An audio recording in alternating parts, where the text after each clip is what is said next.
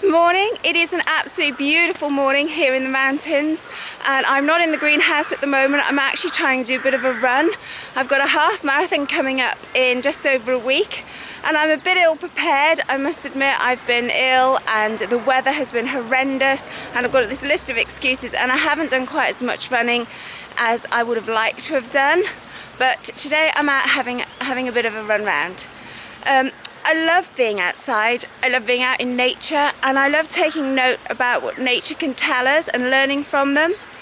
My parents had me slightly later in life, so they were like older parents, and they both grew up and were teenagers during the Second World War, and they lived in the countryside with no electricity and things like that, and they had a lot of country sayings and country sort of ideas that I've been sort of trying out to see if they're true.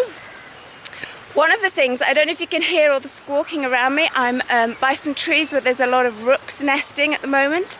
And one of the things I was always taught as a child from my parents was that you can tell what sort of a summer we're going to have by where the birds are nesting. Now, if the birds are nesting very high up in the trees, it means we're going to have quite a good summer, or at least a calm summer. It won't necessarily be scorching hot because we don't live in the Bahamas, we live in Wales. So, but if they're building their nest high in the tree, obviously it's not going to be really bad weather with lots of storms, because obviously the nest will shake right at the top of the tree, and the eggs and the baby birds could be killed and damaged or whatever. So if there's a bad sort of summer sort of forecast, the birds tend to build their nests lower down in the trees, so that the nests are a lot safer, and when the wind blows, the little babies won't fall out. So here I've just been observing these rooks. They kept their nests high up. These nests are where they built last summer, and last summer was actually particularly quite nice. I enjoyed last summer. I was out on the patio with in my shorts having my smoothies for most of the summer, and I've noticed as I've been running the last few days that they're now keeping the nests where they are and are actually adding to them, and just sort of taking bits of sticks and things, and obviously through the winter they've had some damage, but they are still very high up, which I'll show you now.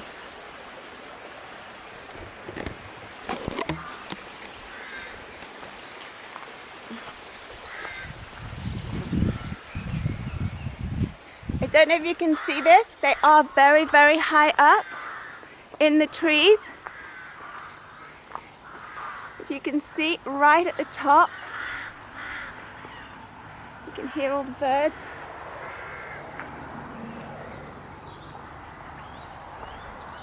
There we go, they are building very high again this year, very high up. They've been flying around toing and froing with sticks and things and getting ready, because obviously they won't be perfect in the winter, so they will need a little bit of repair, but they certainly haven't moved them lower down. So I don't know if that is a good sign or not. We are going to put it to the test, but certainly last summer was pretty good as far as summers here go.